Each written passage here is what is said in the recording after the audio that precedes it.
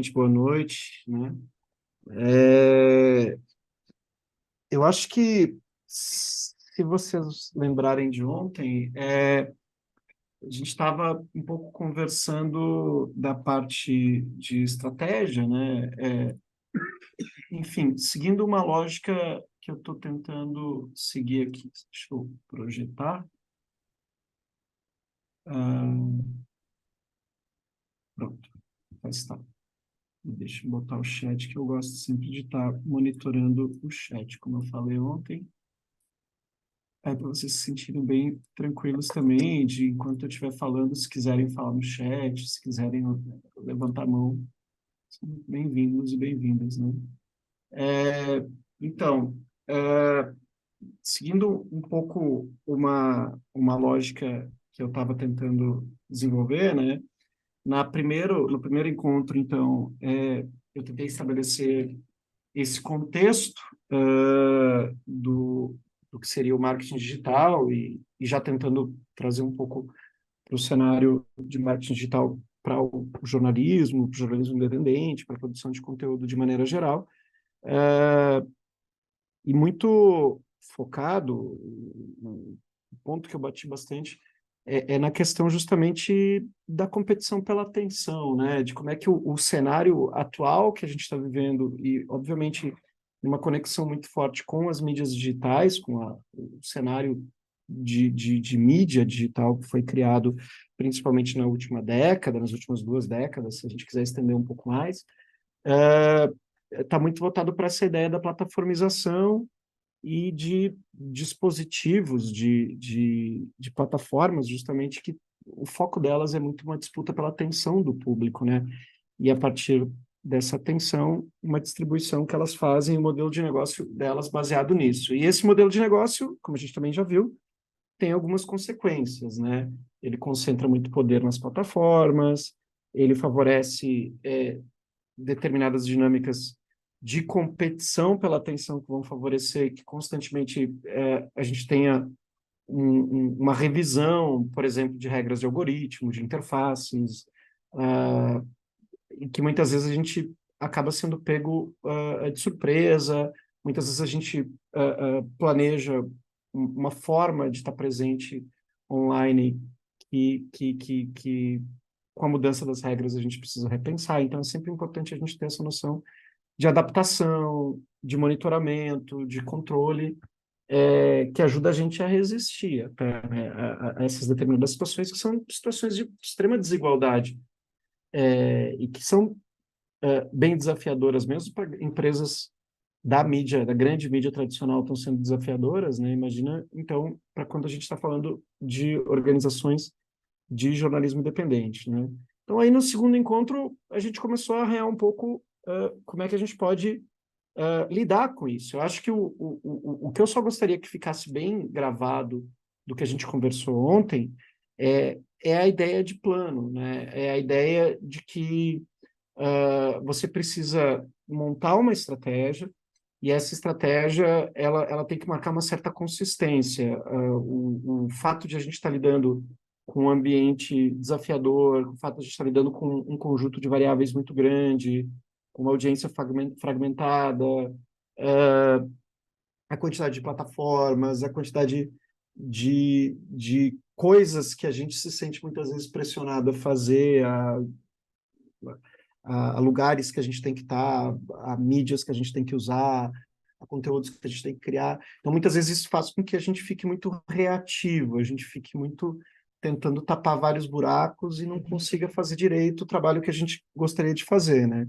Então, a adoção de uma estratégia é basicamente você parar, organizar, pensar, mas acima de tudo dar um propósito, né? Porque a gente parece bem óbvio que a gente tem que dizer assim, não, é melhor fazer a coisa de maneira organizada do que fazer de maneira desorganizada. É melhor fazer de maneira planejada do que reativa, não planejada. Isso é óbvio. Mas então qual é o planejamento, né, que a gente tem que ter? E aí o ponto que eu estava batendo ontem é em justamente você tentar fazer um mapeamento do funil de atração, né? Ou tentar dividir, imaginar uma jornada do teu público, né? Estudar o teu público, definir quem ele é, entender o que ele está buscando, e estabelecer uma jornada em que você vai imaginar momentos, funções específicas que você quer, que você imagina que as pessoas vão fazer, ou que você quer que elas façam, né? E aí você pensa todos os seus pontos de contato para influenciar nessa jornada, para influenciar nesse funil, né? Então, se você identifica, por exemplo, alguns objetivos estratégicos que você tem que cumprir, fica mais fácil você decidir qual a plataforma que é melhor para atingir um objetivo, qual o formato de conteúdo, quais públicos funcionam melhor com quais perfis, né? Então, o clássico exemplo que a gente estava dando ontem é que, por exemplo, para alguns públicos, você precisa se apresentar, especialmente se você considerar uma pessoa que não conhece a sua organização, que isso é muito comum para organizações que são novas, que estão ainda em um processo de crescimento, né? Então, muitas vezes você tem que fazer um esforço de apresentação, de aparecer pela primeira vez para a consciência das pessoas, né? Nesses casos, então, você vai ter que favorecer muito plataformas que sejam de espalhamento. Você vai ter que fazer um trabalho um pouco mais cuidadoso de melhorar a sua encontrabilidade, né? Vai tentar um pouco, você vai ter que criar o apelo, né, para que as pessoas venham até você dentro daquela lógica que a gente falou do inbound, né? Ou do público que vem para você meio que de uma forma espontânea. E talvez precise um pouco fazer um trabalho um pouco mais ativo, né, de espalhamento. Eu acho que amanhã, quando a gente lidar particularmente com o controle, vai ser oportuno que a gente também aí dê uns exemplos um pouco de como é que a gente poderia lidar com esse funil de atração, e aí já trabalhar um pouco essa ideia, por exemplo, do como é que eu posso me apresentar, como é que eu posso crescer para um público que não me conhece. Agora, em outros casos, vocês vão identificar uma necessidade de comunicação que é para um público que já conhece, que já é mais cativo, e aí você quer converter esse público em alguma outra coisa. Por exemplo, você quer transformar um público cativo num potencial advogado da sua organização, no sentido de um promotor, né? Tem gente que chama embaixador, né? Então, é aquela pessoa que vai falar para os amigos, que vai recomendar, né? Então, como é que você transforma uma pessoa que já está engajada com você numa pessoa que vai ser um multiplicador? Ou talvez num apoiador. Então, você, nesse caso, pode sentir necessidade de direcionar essa pessoa para uma plataforma em que você vai tentar converter ela, convencer ela a ser um apoiador financeiro, né? Então, você divide um pouco as funções e aí não mistura, né?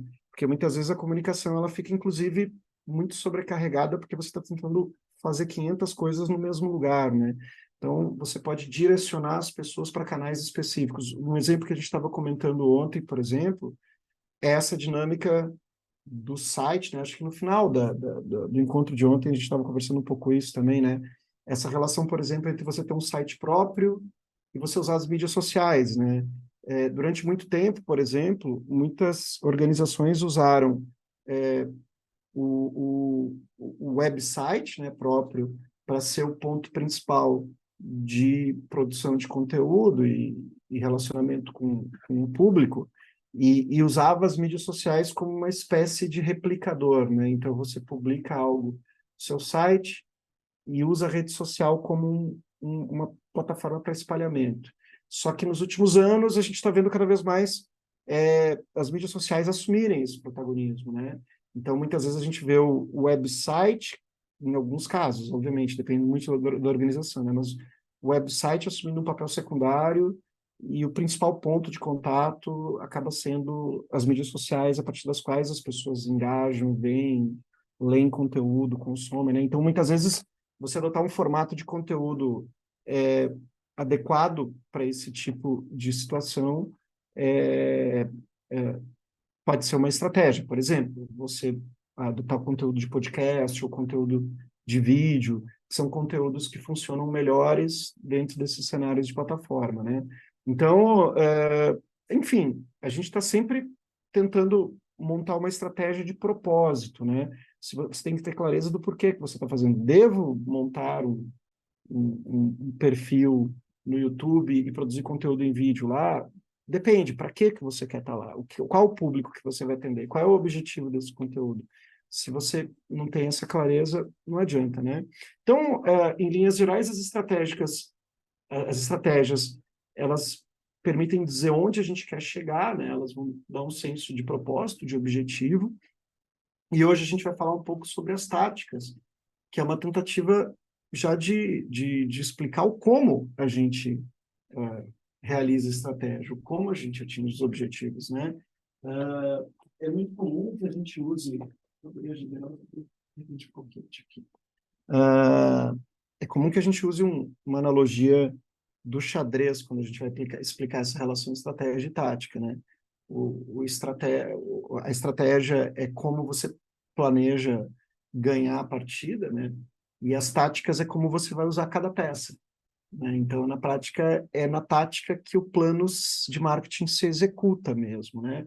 E no caso da tática, você consegue estabelecer uma espécie de lista de tarefas que precisam ser feitas, consegue atribuir responsabilidades, consegue dividir as tarefas, né?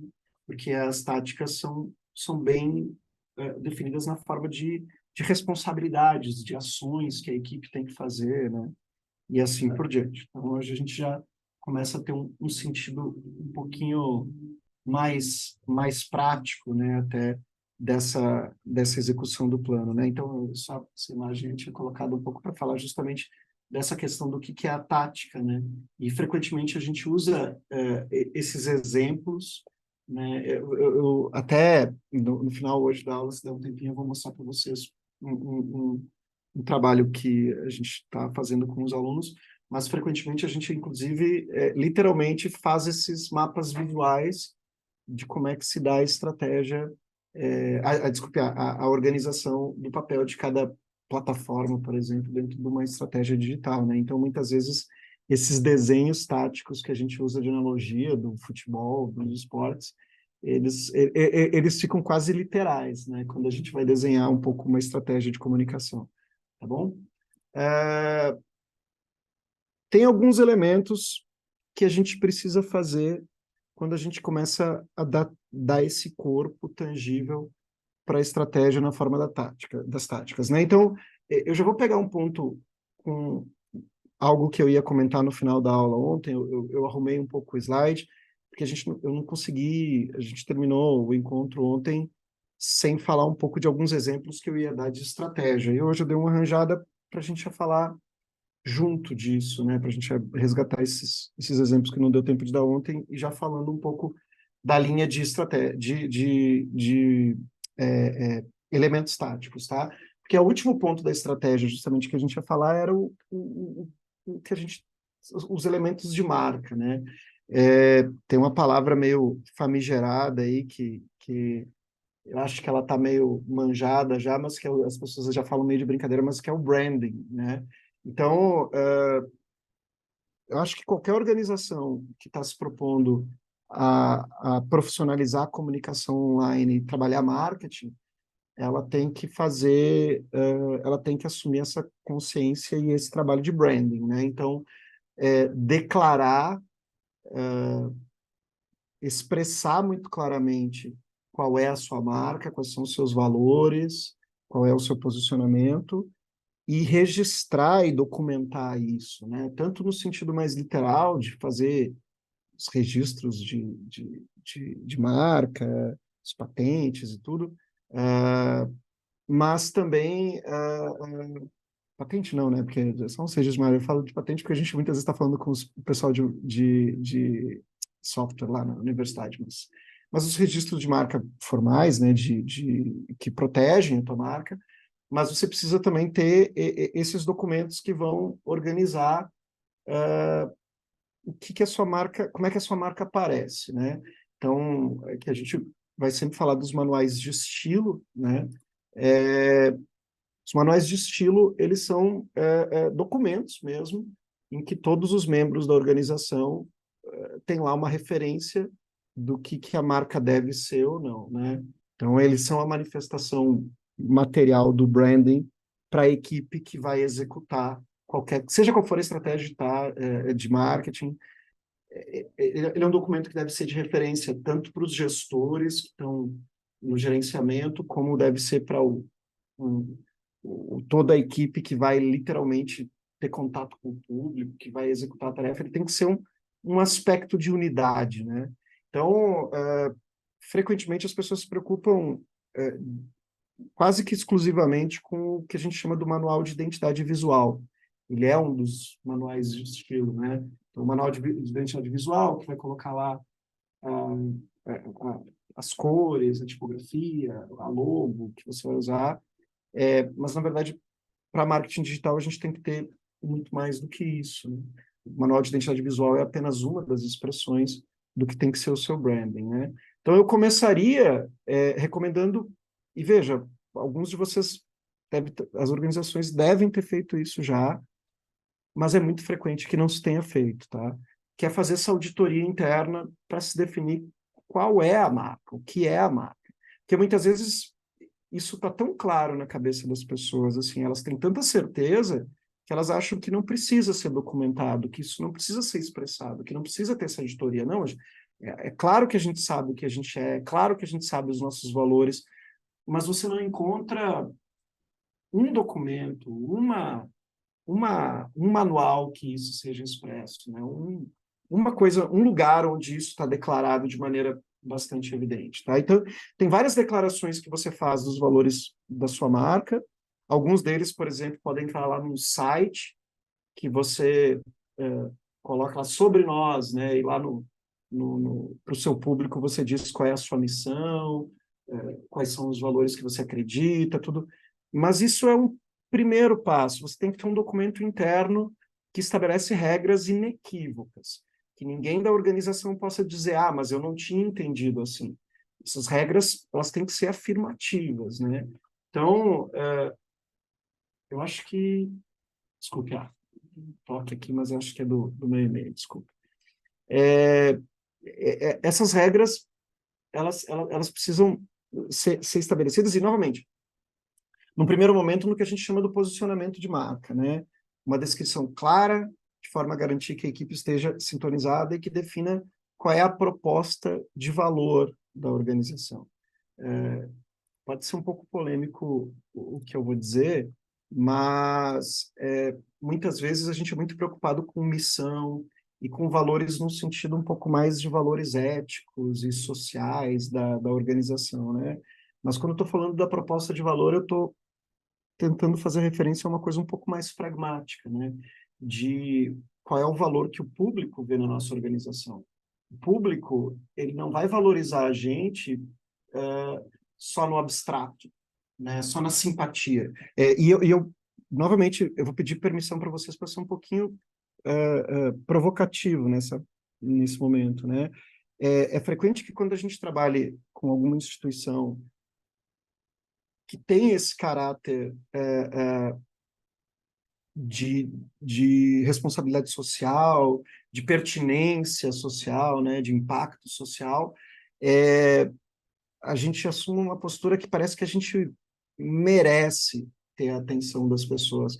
Parece que tem alguma coisa que está impedindo as pessoas de valorizarem a gente como a gente deveria ser. Então, a gente coloca a culpa em alguma coisa abstrata, alhures ali, em algo que está impedindo que as pessoas realmente enxerguem o que naturalmente elas enxergariam em outras circunstâncias, né? Então a gente fica meio esperando esse momento mágico em que as pessoas vão valorizar a nossa organização, a nossa instituição, e não vai acontecer, porque a realidade é que a maioria do público não tem essa obrigação e não se vê nessa obrigação.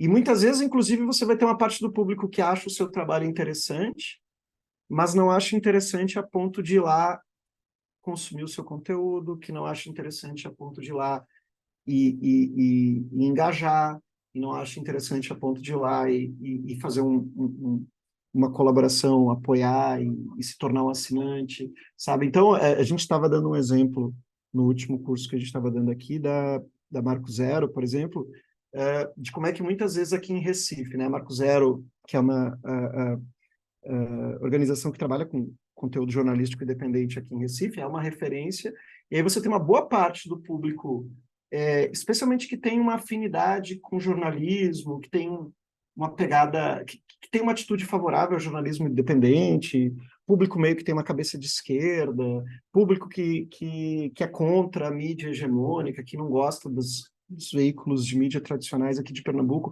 Então, vários perfis de público que, se você conversar com eles, vão dizer, pô, o trabalho da Marco Zero é importante, adora Marco Zero, eles celebram, eles falam da Marco Zero como uma coisa incrível, maravilhosa.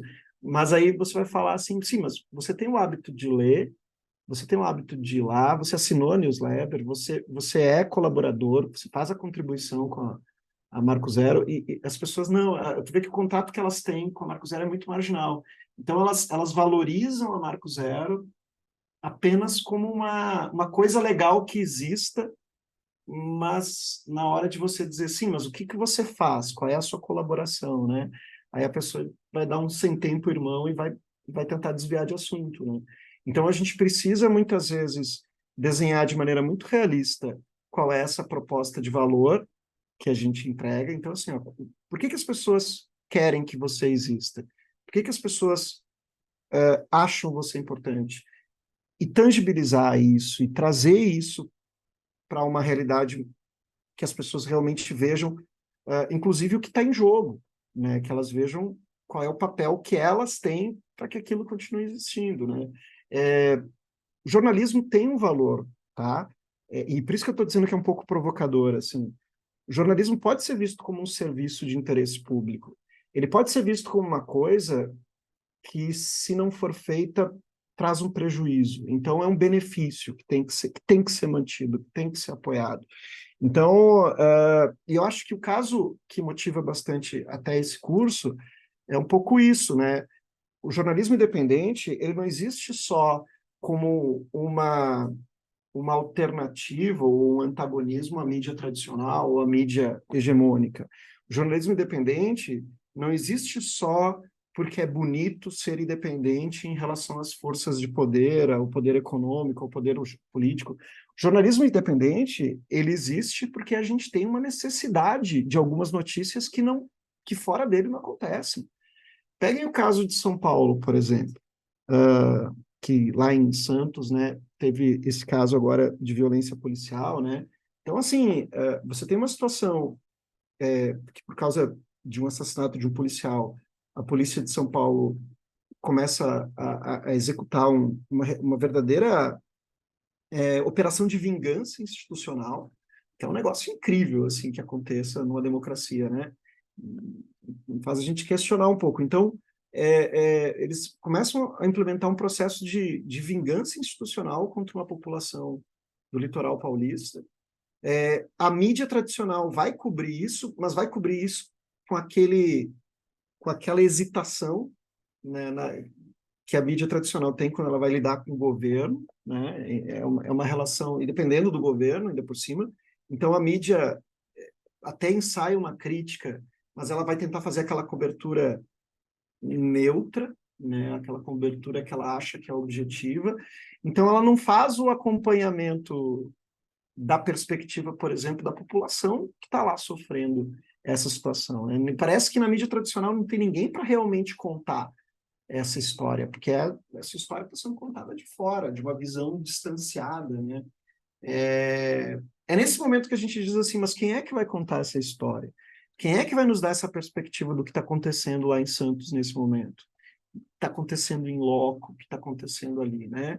Então, isso não é só uma história que é importante no sentido político, no sentido ético, essa história tem que ser contada por causa... Não, eu quero saber. Eu penso assim, eu como consumidor de mídia, eu quero saber, eu quero ter acesso, eu quero alguém que produza esse serviço, essa informação, né?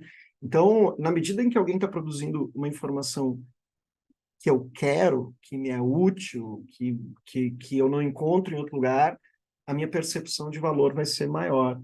E aí tem um caso também polêmico que a gente vai ver, né? Muitas vezes a gente tem essa crítica a maneira como algumas organizações de jornalismo independente trabalham o conteúdo, mas vocês podem ver, por exemplo, que o Intercept, a partir do momento que eles fazem a Vaza Jato, eles conseguem ter uma sustentabilidade financeira muito mais viável, né? Por quê? Porque um monte de gente que achava muito legal o jornalismo independente, a partir do fenômeno da Vaza Jato, começa a ver o Intercept como uma coisa que produz mudança real na realidade, né? A Vaza Jato, ela passa a ser vista como um momento de inflexão dentro de uma batalha que essas pessoas tinham, uma disputa política que havia dentro do país, né? E aí passa a ser, se dizer, não, o cara começa a ver um valor no Intercept, né? É importante que o Intercept continue fazendo o que ele faz, né? E aí, de repente, para o Intercept fica muito mais fácil atrair colaboradores, né? Atrair colaboradores para o sistema de financiamento coletivo deles, né? Então, é bom que a gente pare para refletir, faça essa auditoria e pare para refletir um pouco em qual é a proposta de valor que a gente tem, né? E aí eu vou dizer para vocês que eu acho que para a maioria das organizações de vocês existe uma proposta de valor que é quase intrínseca de se fazer jornalismo independente no norte e nordeste do país, mas especialmente no norte, né? Que é a falta de notícia, o deserto de notícia. A gente estava conversando isso nos últimos encontros, né? É, é justamente nesse, nessa, nesses vácuos que se criam que a gente muitas vezes já vai ter aí um primeiro elemento para a construção de proposta de valor na territorialidade, na localidade, no contar as histórias que ninguém está contando. E isso tem que ser transformado realmente num discurso organizado e aberto de branding, tá? Eu tenho absoluta certeza que a maioria das organizações de vocês já assume isso no discurso, já em algum momento vai valorizar esse aspecto de estar ali onde ninguém está, ou de estar falando as coisas que ninguém está falando, ou se a gente não existisse, ninguém contava essa história, alguma coisa nesse sentido. O que eu apelo só para vocês é que isso se torne branding, isso se torne algo que esteja presente como um elemento de imagem de marca, de construção de marca mesmo, né? E que isso se torne, então, portanto, constante, se torne um padrão de comunicação, que você tenha determinados, e aí a gente vai ver hoje um pouco como isso vai acontecendo, isso vai se tornando um pilar para um conteúdo, isso vai se tornando um padrão de chamada para ação, para você atrair novos públicos e para atrair novos colaboradores. Isso vai se tornando uma marca que vai estar expressa em texto, que vai estar expressa em estilo, que vai estar expressa em perfil até de perfil de conteúdo que vai ser produzido. Então, é interessante a gente sempre observar isso. Assim, eu acho, quando o pessoal falou desse projeto e fez as primeiras conversas sobre esse projeto, o que mais me atraiu um pouco o que mais me atraiu um pouco é bom, né? Mas o que mais me atraiu foi justamente essa ideia da importância que a gente até, né, que está envolvido um pouco mais nisso, dá para o jornalismo independente como um negócio que tem que ser executado, que tem que existir. Eu vou fazer um paralelo bastante, que até foi um caso que eu usei muito de referência quando eu estava pensando nesse curso, né? Eu tenho a minha esposa e amigos pessoais que trabalham com, eu não sei se vocês conhecem o Vídeo nas Aldeias, né? Vídeo nas Aldeias é um projeto que é sediado aqui em Pernambuco, mas que trabalha com comunicação indígena, especialmente com comunicação audiovisual indígena. Eles têm inúmeros projetos, né? E eu gosto muito do exemplo deles, porque eles trabalham muito essa ideia de que, tipo, ó, a gente não é só um projeto para trabalhar com a comunicação em aldeias ou para, tipo, fazer, habilitar ou fazer cursos ou treinar indígenas a produzirem audiovisual. A gente tem uma importância crucial o que a gente faz, porque se a gente não tiver, se não há uma articulação entre os diferentes povos para que se tenha uma circulação, para se tenha uma produção sistemática de audiovisual, isso não aconteceria. E é uma coisa que não é simplesmente um projeto de interesse público mais abstrato. Para vários povos, se ver na tela é uma coisa fundamental, registrar as histórias é uma coisa fundamental. registrar em audiovisual as histórias, criar audiovisual é uma coisa fundamental, e isso passa a ser quase como um produto, né? Que você vai lá e vai trabalhando fica um pouco mais fácil, por exemplo, de você conseguir parcerias, fica um pouco mais fácil de você conseguir concorrer, por exemplo, em editais, né? Porque fica uma coisa muito mais tangível o benefício que é criado, né? E eles vão criando essa espécie de marca que vai tornando mais fácil o trabalho deles ao longo do tempo, né? É bem interessante. Só esse quadro que eu botei, estou projetando aí para vocês, é um exemplo um pouco que eu fiz meio é, rápido, assim, de alguns posicionamentos de valor que a gente vê no jornalismo independente nacional, né?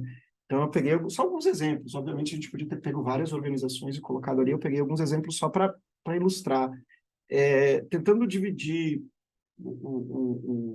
essas organizações dentro de posições relativas, né? E aí tentando pegar, por exemplo, o que seria um, um, uma organização que produz jornalismo tentando um maior alcance, atingir um número maior de pessoas, ou uma comunicação que é mais focada num tópico, num assunto, num segmento.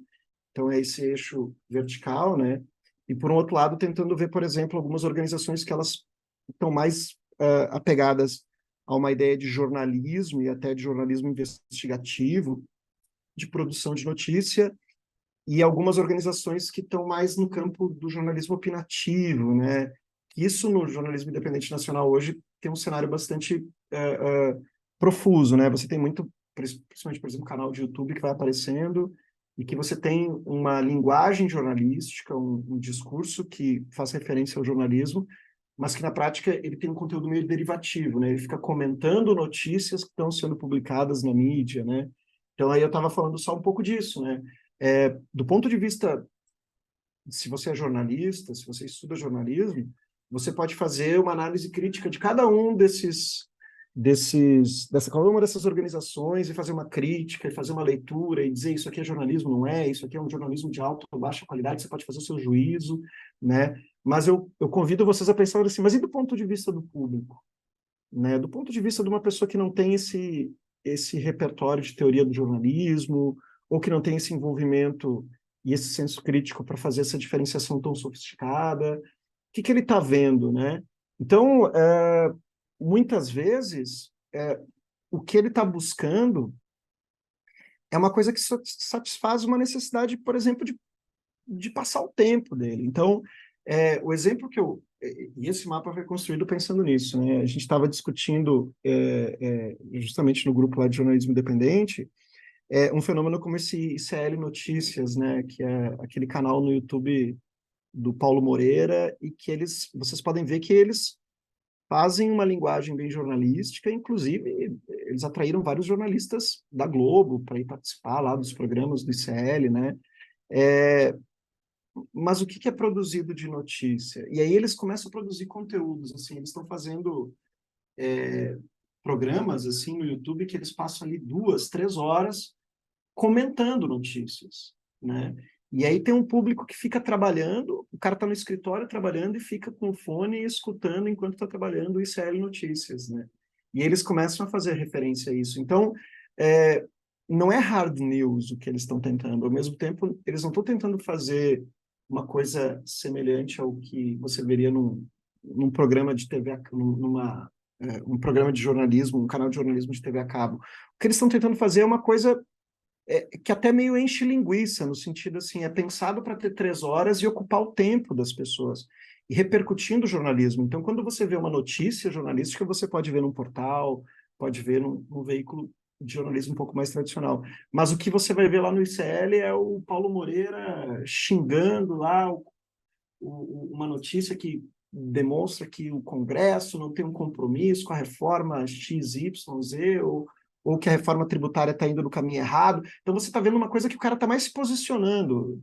E aí a pessoa que tem aquela posição política síncrona com o canal do ICL Notícias vai ver o canal muitas vezes para reforçar a sua visão. Né? Eu quero ver a notícia, mas eu quero ver a notícia dentro de uma visão que está de acordo com a minha, né?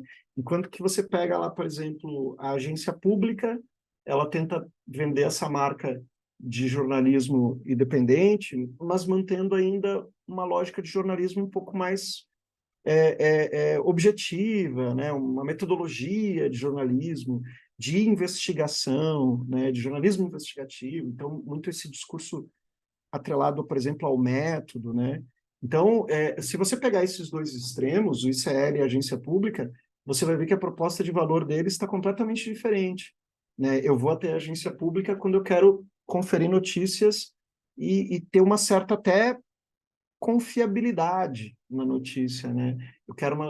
Eu estou mais preocupado numa notícia que ela está preocupada não tanto no viés, ela está preocupada na notícia em si, enquanto que de repente você vai lá no ICL atrás de descarregar sua raiva sobre um escândalo que está acontecendo de corrupção, né? E aí você vai ver lá o pessoal comentando e dizendo que vergonha, né? Ao mesmo tempo, se você pegar essa questão do alcance da segmentação, é outra forma de você construir posicionamento. Você pega, por exemplo, o Mobilize Brasil, é uma instituição de jornalismo independente muito focada em questões de mobilidade. Então, eles se preocupam em ser referência em assuntos de mobilidade urbana, especialmente, né? Então, você não vai lá no Mobilize Brasil ver notícias de política, por exemplo, a não ser que sejam políticas ligadas à questão da mobilidade urbana. É a especialidade deles, e tudo bem. É o valor que eles são criados. Então, você imagina, não só para quem se interessa pela questão da mobilidade urbana, né? Mas para pessoas que trabalham com isso, que operam com isso. Eu, por exemplo, sou muito interessado com a questão da mobilidade urbana, principalmente por causa de cicloativismo, né? Então, o Mobilize passa a ser uma referência para mim. Toda vez que a gente está buscando informações, a gente sempre usa ele como uma referência de pesquisa, né? O Congresso em Foco já vai trabalhar um pouco com cobertura política, também tem especialização dele. Então, você pode meio que, usando algum tipo de comparação, você consegue se posicionar. Você começa a entender um pouquinho assim, beleza, qual é o meu segmento, né? Qual é o meu papel? Qual é a minha proposta de valor? E sendo bem realista, né? Será que o meu papel é um pouco mais derivativo, de repercutir, de comentar? E vejam, quando eu estou falando muitas vezes, por exemplo, do trabalho derivativo, de comentar, não tem nenhum aspecto negativo nisso, não, né? Muitas vezes esse trabalho do jornalismo mais opinativo, de gerar valor sobre a notícia, ele está fazendo muito sucesso hoje, ele tem muita repercussão, ele tem muito apelo, né? Então, é uma proposta de valor que pode ser interessante. O que eu acho importante só é que a gente mantenha clareza, e aí é um pouco uma crítica que eu faria, por exemplo, a um órgão como o ICL, assim, o ICL, ele muitas vezes ele declara querer ser uma organização sem viés, né? E aí meio que muitas vezes parece que ele quer ser um jornal nacional da esquerda, assim. E essa proposta de valor não fica muito clara, né? Fica um pouco mais difusa, aí você tem um pouquinho de dificuldade para estabelecer o branding deles, né? Mas, enfim, eu fico observando esses canais que estão aparecendo nas mídias sociais nos anos recentes, porque justamente eu acho que a gente aprende um pouco de como é que eles estão construindo a própria imagem. A minha área é um pouco mais do marketing, né? E eu fico imaginando qual é o valor de marca que eles estão criando. No caso do Série Notícias, por exemplo, tem uma série de produtos que eles estão vendendo, né? A sustentabilidade deles financeira não se dá por publicidade ou por assinatura só, se dá pelos cursos que eles vendem. Então, o branding deles eventualmente tem que trabalhar para eles venderem aqueles cursos que eles vendem, né? Eles vendem cursos de vários tipos, né?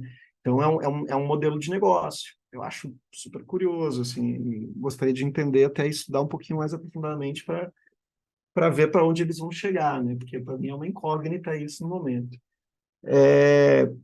E aí, a partir dessa proposição de valores, a gente cria também a imagem de marca, ou a reputação, né? A gente vai falar um pouquinho hoje de escuta social, né? Que é justamente esse monitoramento da sua reputação online. Então, reputação é uma coisa que você constrói ativamente, né? Você se preocupa, monitora e vai comunicando, né? E aí, a partir da interação com as pessoas, é que a reputação vai sendo efetivamente construída, né? A opinião que as pessoas vão ter sobre você, né? Então, também é outra coisa que é importante a gente declarar, a gente ter documento, a gente botar no papel, né? como é que a gente quer ser visto? Quando as pessoas falarem sobre nós, o que a gente quer que as pessoas falem? E aí, constantemente, a gente monitora o que elas estão falando e confronta, né? Será que elas estão falando algo próximo do que eu gostaria que elas falassem?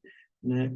Então, essa declaração da imagem de marca, essa missão, esses valores da instituição expressos a partir de uma perspectiva do público, né?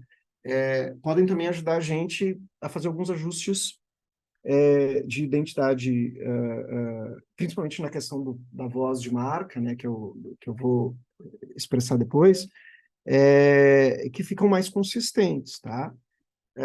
Eu já falei um pouquinho do manual de identidade visual, que eu acho que a maioria já conhece, já viu um, né?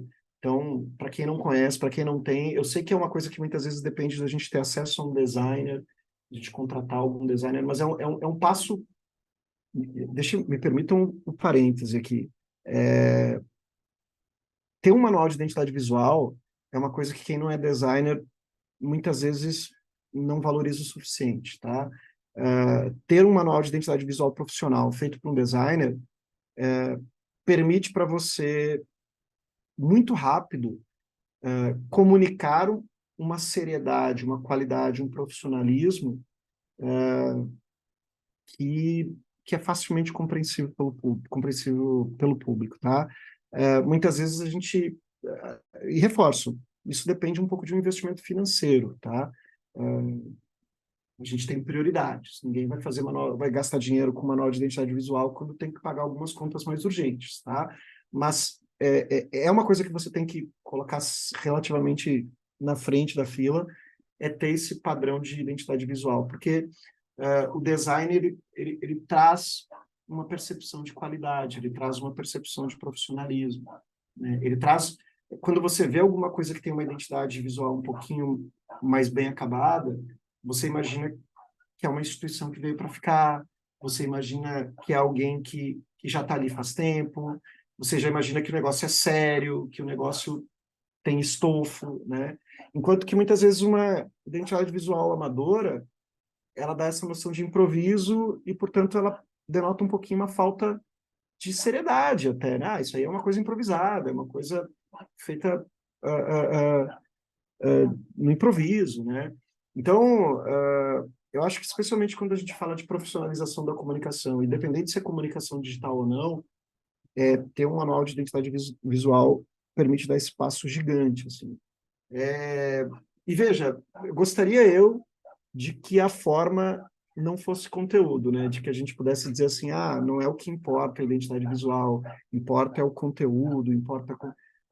mas, infelizmente, quando você está falando principalmente com públicos que não têm uma proximidade, que não têm um engajamento mais direto com a tua organização, a identidade visual denota muita coisa. Eu vou voltar só um pouquinho para vocês aqui, só para vocês verem um pouco como é que agência pública, Nexo, são duas organizações de jornalismo independente nacional que eu acho que a identidade visual deles, vocês podem ver que ela é bem sofisticada. E muita gente conhece a agência pública, Nexo, e já, mesmo tendo uma relação muito superficial, já olha e diz, são organizações sérias, são organizações interessantes, são organizações boas, né? Porque parece que houve um investimento, porque houve mesmo, né, naquela identidade visual, né? Então, no caso específico da comunicação digital, uma identidade visual, ela também pode conter alguns padrões para você usar em plataformas digitais. Isso é importante que você encomende com o pessoal de design, né? Muita gente hoje, para trabalhar no Instagram, é dependente demais do Canva, né? Então, vai lá no Canva e cria os conteúdos, porque a Canva é uma ferramenta para produzir conteúdos visuais fácil, né? Bem intuitiva, ela tem os layouts prontos lá, mas justamente o Canva ele faz com que todo mundo comunique de forma muito parecida, né? Os layouts que ele oferece são padrões simples, assim. Se você tem a possibilidade também de ter uma contratação de um designer e que ele possa criar alguns tipos de modelos, o que a gente chama de templates, né? Você consegue estabelecer um padrão de identidade visual para algumas mídias sociais, especialmente mídias sociais baseadas em imagem e especialmente o Instagram, que também vão denotar para o teu público uma seriedade, um profissionalismo, né? Então, muitas vezes você vai olhar no Instagram lá o perfil de alguma organização, pode ser uma empresa mesmo, uma organização de qualquer tipo, e você vai ver que é uma salada visual, o conjunto de postagens, né? Não tem um padrão. Se você consegue alguém que monte alguns modelos fáceis de usar, e você pode conseguir criar esse conteúdo com padrão visual, essas regras visuais, você consegue dar consistência. E o que a consistência te traz na prática, né? Ela te traz um reconhecimento mais fácil. As pessoas vão bater o olho no teu conteúdo e vão identificar que é teu, né? Especialmente se o teu conteúdo é compartilhado, né? Quando é compartilhado e alguém vai entrar em contato com esse conteúdo fora da tua plataforma, fora do teu perfil, a pessoa vai aprender a identificar. A pessoa começa a acostumar, ela começa a associar a tua organização os conteúdos que estão circulando. E isso traz memória, traz memorização, traz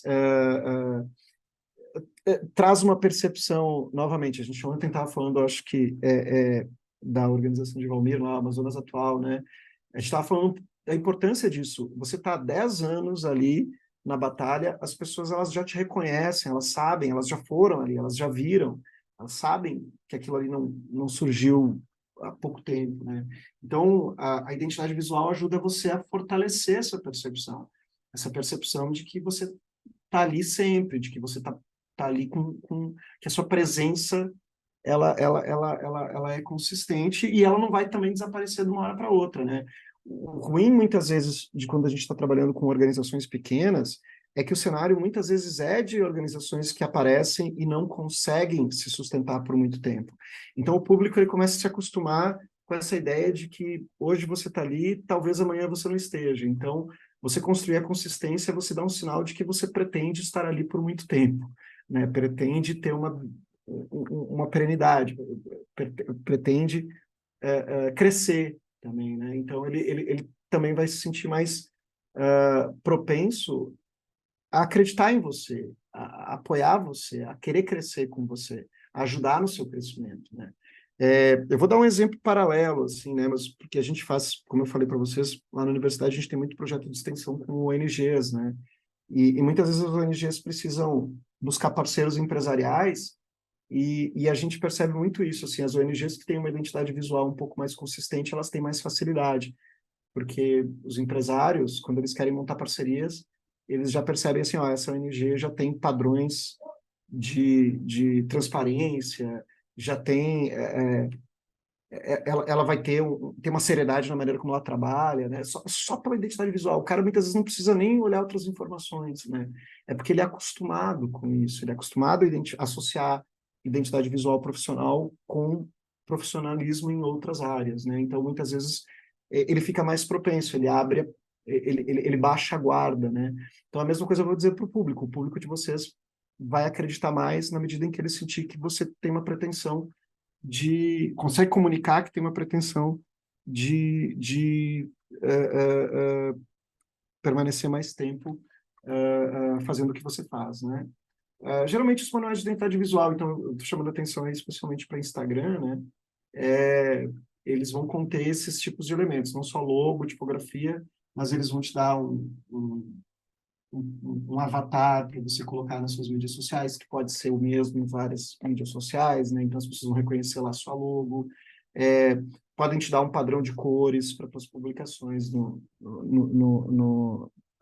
exemplo, no Instagram, né? Nos seus cards. Estabelecer algumas regras de tipografia, que é uma coisa que muitas vezes quem é leigo de design nem percebe a importância disso, mas de você ter uma consistência tipográfica, né? De usar um padrão de letras sempre o mesmo, para também dar essa sensação de um design mais profissional e assim por diante. Então, isso, de maneira geral, um designer auxilia. E ele mesmo, se você contrata um designer, o próprio designer explica um pouco. Um bom designer te dá as explicativas, te ensina a usar um manual, né? Então, isso eu recomendo muito que vocês peguem uma consultoria nisso, tá? Além do manual de identidade, tem um outro manual que a gente gosta de recomendar. Eu vou hoje só mostrar uma imagem aqui, mas amanhã eu vou disponibilizar para vocês um arquivo que tem um exemplo de manual de voz, tá? Eu tenho que preparar uma pasta lá com alguns arquivos de referência que vocês podem usar depois. É só eu tenho que ver qual é a melhor maneira de fazer isso numa pasta pública, né, que vocês possam acessar. Mas eu vou dar um exemplo de um template lá de manual de voz de marca para você que vocês podem usar, tá? Que é um manual de voz de marca? Basicamente é um documento em que você bota algumas regras de expressão escrita, expressão textual, tá? Por que isso? Porque frequentemente uma instituição vai ter várias pessoas escrevendo conteúdo, né? Então, conteúdo jornalístico, obviamente, vocês podem até, acho que muitos de vocês conhecem, obviamente, manuais de redação, né, de empresas de jornalismo, né, que dão aquele padrão de escrita que todo repórter que trabalha naquela organização deve seguir, né? É, obviamente, nem toda organização precisa ter uma regra muito restrita na redação jornalística, mas a voz de marca ela bota uma regra para expressão, por exemplo, quando você está conversando com as pessoas em comentários, ou quando você está fazendo os cards para o Instagram, né? Bota algumas regras textuais que mantêm esse padrão na comunicação de marketing, não no conteúdo jornalístico, tá? Isso é bastante importante também, porque muitas vezes a comunicação esse trabalho de comunicação e interação com o público está sendo feito a várias mãos, né? Então, se eu estou lá monitorando e cuidando hoje do Instagram da minha organização, não é o Fontanella que está falando, né? É a organização que está falando. Se amanhã eu não estou aqui e está um estagiário, o estagiário tem que manter o mesmo padrão de comunicação, né? Ele tem até uma autonomia para comunicar, mas essa autonomia tem que ser relativa, porque você tem que ter umas regras, especialmente com algumas situações em que a decisão tem que ser estratégica. Por exemplo, é muito comum que em redes sociais a gente receba, vocês devem saber bastante disso, né? Mas que a gente receba nos comentários pessoas que vêm agredir, xingar, reclamar, né? Que vêm dizer que a gente está falando mentira, e muitas vezes assim com os argumentos mais esdrúxulos, né? Eu não vou bater boca com alguém que vem lá me xingar no meu Instagram. Eu não vou bater boca, sabe? Novamente, eu tenho que ter uma postura institucional. Qual é essa postura? Qual é essa reação que eu devo ter? Qual é a resposta que eu devo dar? É um manual de voz de marca que vai estabelecer. A organização decide institucionalmente como é que ela vai se comunicar nessas situações e ela vai registrar isso numa regra, né? Então, geralmente, o manual de voz de marca ele vai botar o tom, ele vai descrever algumas atitudes, ele pode prescrever algumas palavras que podem ou não ser mencionadas. Isso é super importante. Também eu não quero fazer a gente em comunicação costuma muito tirar onda do estagiário, né? Então eu não quero ser o cara que faz o bullying com o estagiário. Mas é frequente que a gente tenha muitas atividades em que a gente está delegando algumas coisas para um estagiário, para um profissional menos treinado, mais jovem, que está começando. Então, muitas vezes, inclusive, o manual de voz de marca é um guia para ajudar ele a entender rápido qual é a regra da casa para comunicação, né? Então, muitas vezes tem isso, de você estabelecer algumas regras do que pode e não pode. Hoje a gente está numa época que a gente tem que ter muita sensibilidade com os termos, com as falas, né? É muito fácil de cometer um deslize e usar uma palavra que soa inadequada, que sai do contexto e que pode colocar a gente até numa crise de imagem, né? Então, assim, muitas vezes é importante a gente estabelecer essas regras muito claras, ó, que palavras que a gente prefere usar, que tipo de cuidados a gente tem que ter. Regras também, muitas vezes, de indexador. Lembrem que ontem a gente estava falando de encontrabilidade e de como é que a encontrabilidade depende muito desses mecanismos de busca, né? Então, a presença de alguns indexadores, hashtags ou palavras que são enfatizadas ajudam a gente a ter o conteúdo mais encontrável, né? Então, a gente pode favorecer essas regras, a gente pode ter hashtags que são adotadas com mais frequência, a gente pode ter determinadas...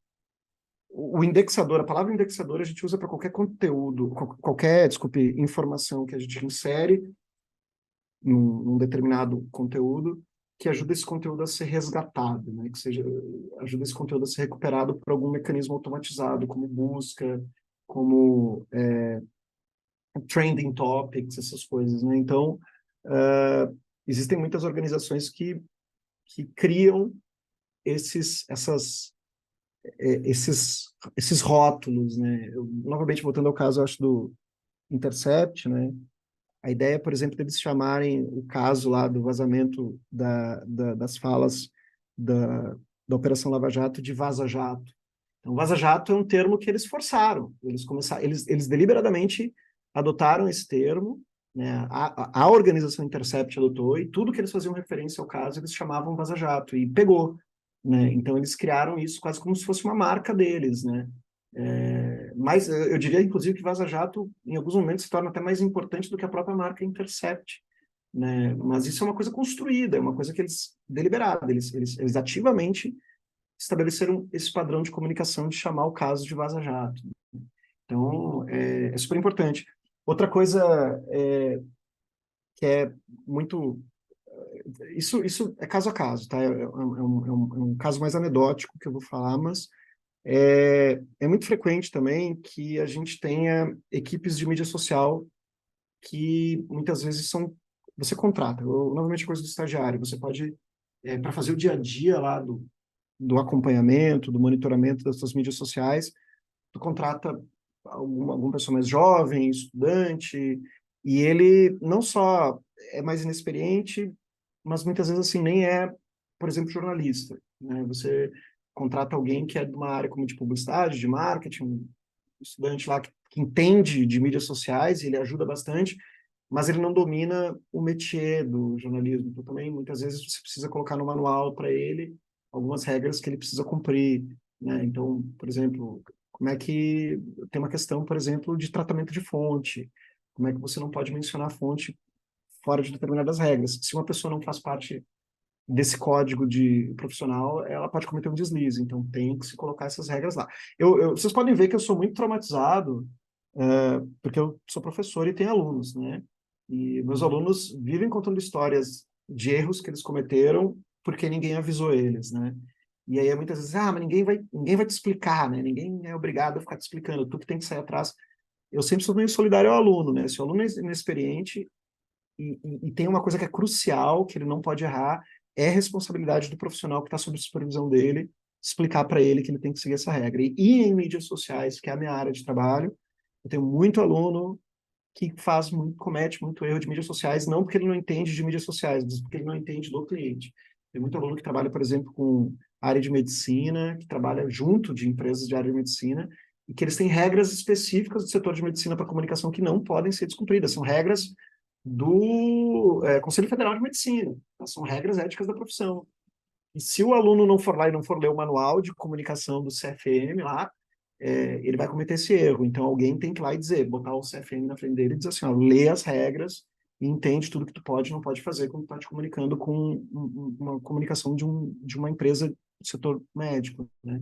Então, são regras específicas éticas que eles têm que cumprir, tá? Alguém tem que avisar. Tá? Isso é só um exemplo, um pouco de como funciona um manual de marca. Como eu falei, eu vou dar um exemplo para vocês na prática amanhã, que vocês vão poder fazer o download e usar.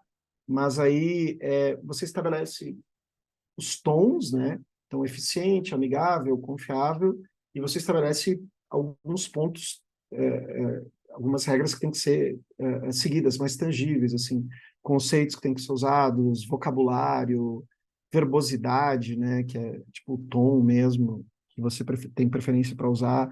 Então, algumas organizações podem ter um tom mais neutro, outras organizações podem ter um tom mais divertido, né? Eu estava falando um pouco no outro curso que a gente estava falando, por exemplo, como um podcast como Medo e Delírio em Brasília, não sei se vocês conhecem, né? Ele é um podcast que eu não sei se a gente chama ele de jornalístico, mas ele de fato, ele é feito por jornalistas, comentando o conteúdo do jornalismo, ele tem muitas permeabilidades com o jornalismo, né? E ele é, obviamente, um podcast de humor, né? Ele trata a notícia desde uma perspectiva humorística e um humor bem ácido, bem que corre vários riscos, vamos dizer assim, né? E aí, por exemplo, é natural que o tom de voz que eles usem em todas as formas de comunicação deles seja um tom de voz que permita fazer humor, que permita ser mais irônico, que permita uma série de liberdades que outra organização talvez não teria esse espaço, né? Para eles, inclusive, esse é um tom desejado. Eles desejam manter esse padrão de comunicação mais humorístico. Então, muitas vezes, você vai estabelecendo isso. O que, na maioria das vezes, a gente vai encontrar... Por exemplo, existe uma identificação forte com a língua local de vocês, existe uma identificação forte com o sotaque regional, pronto, isso pode ser expresso como uma regra. A gente favorece uma comunicação que tem forte identificação local, sabe? Isso pode ser estabelecido como uma regra também, tá? E uma coisa que eu não vou comentar tanto, se der tempo amanhã a gente fala, não é meio foco, então, mas é bom observar, só que é conveniente também que a organização tenha um manual de crise. Então, o que é um manual de crise? É algumas regras básicas e protocolos para o caso de uma crise de imagem. Você é colocado numa situação de, sei lá, comete-se um erro ou acontece algum tipo de reação organizada, alguma publicação que você fez, e você sabe que vai ter um ataque, né? Vai ter uma situação delicada, reforço, por um erro seu, ou pode ser por alguma situação adversa. Isso é muito comum em mídias sociais, e de repente você se vê lá nos seus canais de mídias sociais com centenas, milhares de pessoas vindo lá comentando coisas horríveis, xingando, sabotando, expondo as pessoas, né? Ou, sei lá, você cometeu um erro, e cometer um erro tem que pelo menos pedir uma desculpa, tem que ter uma nota em que você diz, olha, erramos, né? Então, ter um protocolo pronto, sempre, isso é uma coisa que sempre foi importante em comunicação institucional, tá? Mesmo antes da internet. Mas as mídias sociais tornaram isso muito mais necessário, tá? Porque você tem que estar pronto para uma crise de imagem a todo momento. As crises de imagem, desde a emergência das mídias sociais, elas são extremamente demandantes, elas são extremamente desgastantes, elas inviabilizam canais inteiros de comunicação, né? Então, eu vejo muito frequentemente, assim, organizações que cometem um erro, e aí tiram o Instagram do ar, né? Desaparecem, fazem ninja, né? Mas eu vou amanhã também, eu vou ver se eu separo para essa pasta amanhã, Vanessa, mas mais importante é que o manual de crise, ele muitas vezes não é literalmente um manual, tá? Ele é um documento que diz o seguinte, que ele em primeiro lugar, o básico do manual de crise, ele estabelece responsabilidades. Por exemplo, me permitam o palavrão, mas assim, deu merda, quem que a gente chama? Tá entendendo? Eu ligo para quem? Quem é que assume, sabe? Porque muitas vezes, numa crise, bate o pânico e todo mundo tenta dar uma solução, todo mundo tenta ter uma iniciativa, todo mundo tenta fazer. Não, diz assim, ó, beleza. Tipo, óbvio que numa empresa grande, por exemplo, a gente chama o gabinete de crise, né? Mas você pode organizar um protocolo e dizer assim, ó, quem é a pessoa que se torna o responsável? Quem é que, nesse momento, perde autonomia? Então, você diz assim, ó, a partir de agora, estamos em crise, quem responde é só fulaninho, que é mais experiente, que tem mais frieza, que domina mais a linguagem. Você não deixa mais, por exemplo, o estagiário responder mensagem no Instagram. Ou, de repente, você estabelece um protocolo de dizer o seguinte, olha, quanto tempo a gente tem para botar uma nota no ar? Quem é que escreve essa nota? Quem é que a gente vai mobilizar da nossa rede de parceiros, de colaboradores? Qual é a resposta que a gente vai dar para eles? Como é que a gente vai conversar com eles, né? Então, muitas vezes, pode ser expresso num documento simples, num passo a passo, numa folha só, mas é uma coisa que qualquer pessoa da organização sabe o que fazer, sabe? O importante é mais não tanto um manual no sentido mais literal de manual, mas um conjunto de regras que todo mundo sabe que tem que fazer e que todo mundo obedece, sabe? Então, especialmente para controlar o fluxo de informação. Eu não sei se isso antigamente era uma responsabilidade muito de profissional de relações públicas, né? Que relações públicas no Brasil se tornou uma profissão meio rara, assim. Mas, basicamente, o interessante numa crise é controlar fluxo de informação. Uma pessoa fala, um grupo controla, você tem que estabelecer esse controle do fluxo para que você não cometa mais erros em cima do erro, ou não piore uma situação, tá? E eu reforço, especialmente no caso de jornalismo independente, e no dia da apresentação de vocês lá, eu vi várias organizações que, que operam em áreas bastante complicadas, de violência, ou de um contexto político local que é hostil, né? Então é muito fácil de você se verem numa situação realmente é, de uma mobilização organizada para gerar um cerco às mídias sociais, né? Então, você publica alguma coisa lá e aí, de repente, os caras usam umas redes dessas de extrema-direita para mobilizar a gente do Brasil inteiro para ir lá e xingar e expor e ameaçar, né? Então, muitas vezes, é difícil manter a frieza, é difícil manter a organização nesse momento, né? Então, você controlar o fluxo de informação, atribuir uma responsabilidade para alguém e travar o fluxo normal da instituição nas mídias digitais é uma coisa importante, sabe? Porque isso vai te permitir tratar com seriedade, tá? Então, mas eu vou tentar amanhã separar um exemplo de um manual de marca de crise. Eles existem, assim, inclusive os mais elaborados, tá? O manual de crise, ele também pode, os mais sofisticados podem dizer, assim, regras justamente para aquilo que a gente está falando de comentários negativos, regras para notas de errata, de corrigir erros, né? Isso e assim, ó, falando muito na empatia, assim, ter um manual de crise vai te poupar de um monte de coisa que ninguém é obrigado, sabe? Vai te poupar de um monte de estresse. Crises desse tipo, de mídias sociais, são coisas extremamente frustrantes para uma organização pequena, para uma organização que a gente acredita. Então, a gente está lá, a gente acredita, a gente tem boa intenção, está fazendo, tá naquela batalha porque a gente acha que aquilo é o correto, né? Então, como você está com uma boa atitude, você acha que todo mundo tem que ter a boa atitude. E aí você ter que lidar com uma situação adversa dessas pode ser extremamente frustrante. Eu vou novamente pedir um parênteses, assim,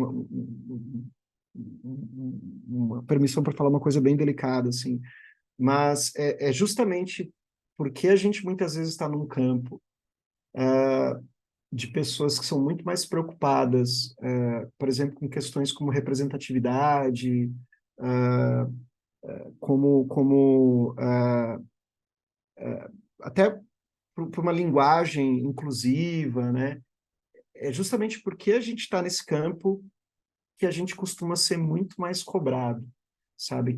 As pessoas que, por exemplo, são contra linguagem neutra, elas não estão nem aí se alguém está usando ou não a linguagem neutra. Enquanto que muitas vezes você está lidando com públicos que têm uma abordagem, por exemplo, de diversidade é, mais clara, mais expressa, isso é mais importante, e esse público vai te cobrar muito sobre algum deslize que você comete nessa área. Questões de identificação étnica e racial, questões religiosas, tudo isso a gente muitas vezes está numa situação em que é fácil a gente se envolver numa situação e a gente fica meio frustrado, porque diz, pô, as pessoas estão ali me cobrando, elas não entendem que eu sou um aliado, né? E aí eu vejo muita gente, muitas vezes, ficando até ressentida com isso. Então, um manual de crise te ajuda a ter um pouquinho o pé no chão nessa hora de reagir mais com a cabeça, menos com o coração e evitar um pouco uma frustração desnecessária, tá? É, mídias sociais, especialmente, elas têm sido um desafio muito forte para a gente aí. Deixa eu dar um exemplo só, que é um exemplo que eu ia dar ontem, só para a gente representar um pouco essa questão do branding e da identidade de marca, tá? Vocês já devem ter visto, devem conhecer o caso da Suma Uma, né? Eu tenho um pouco umas questões aí que eu estava até discutindo com Carol, lá, colega da gente, sobre isso. Mas Suma Uma é um projeto da Eliane Brum, né, que ela resolve se mudar, eu acho, para Altamira, né, e organizar montar lá uma organização de jornalismo independente focada nessa questão, principalmente da Amazônia, né, e das ameaças assim que a gente tem para o território amazônico, especialmente do ponto de vista tanto da questão dos povos originários, como da questão do meio ambiente mesmo, né? E ela já tratava esse assunto quando ela era uma jornalista de grandes órgãos de imprensa lá do sul, do Sudeste, né? Mas ela meio que, dizendo meio o discurso deles, né? Dela lá e da organização da Suma Uma. É, ela sente a necessidade de que essa comunicação seja feita de lá, de dentro da Amazônia, né? Então ela monta a Suma Uma como uma espécie de agência independente de notícias, que está produzindo as notícias em loco, né? É, Novamente, eu tenho umas questões em cima disso, que eu digo, pô, é o cara do Sudeste indo lá para o Norte e querendo fazer a comunicação independente no Norte, então pode ter até uma questão meio complicada aí, mas o que eu vou chamar a atenção de vocês como exemplo é porque a Helene Brum, obviamente, tem uma experiência desse contato da grande mídia ali, e ela começou a trabalhar muito bem essa marca, né, esse branding que a gente estava falando ali, né? E ela acaba convencendo muita gente, né? Então, o Suma Uma vai adotar toda uma identidade, tanto visual, mas principalmente de discurso, né?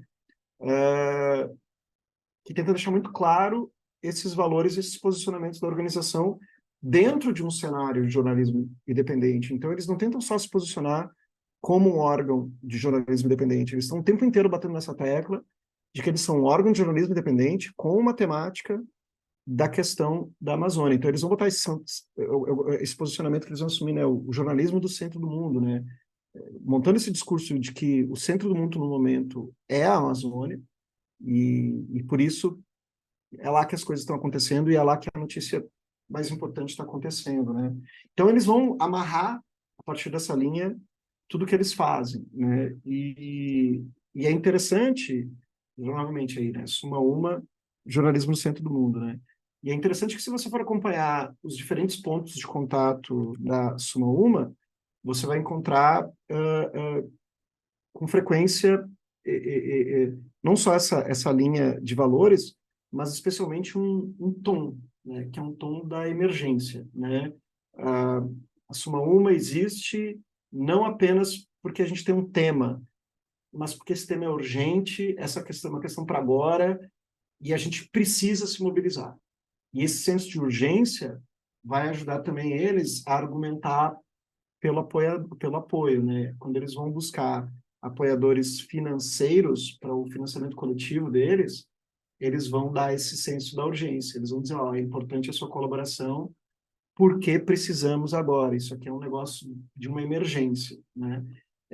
Novamente, isso é mais sutil do que eu estou fazendo parecer agora, mas é um argumento que amarra desde a produção de conteúdo, identidade, até o apelo comercial, entre aspas, que eles fazem para que as pessoas façam a assinatura, o apoio financeiro, né? Isso dá uma coerência e uma lógica muito clara desse funil de atração que eles fazem, né?